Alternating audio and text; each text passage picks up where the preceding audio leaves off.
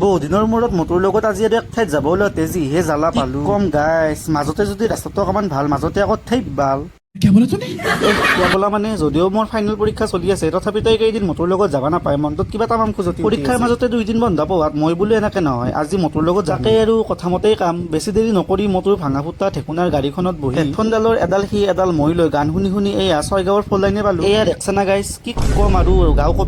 কপে দিলেও মনৰ খুজনিটোতো মাৰবাই লাগবা আৰু গাইজ যিটোকে ইমান দূৰক লাগি যাব পাতা সেয়ে প্ৰথমে আমাৰ হান্তাৰখনত অকমান ষ্ট্ৰিং খুৱাই লওঁ সেয়ে পুৰা দৌৰব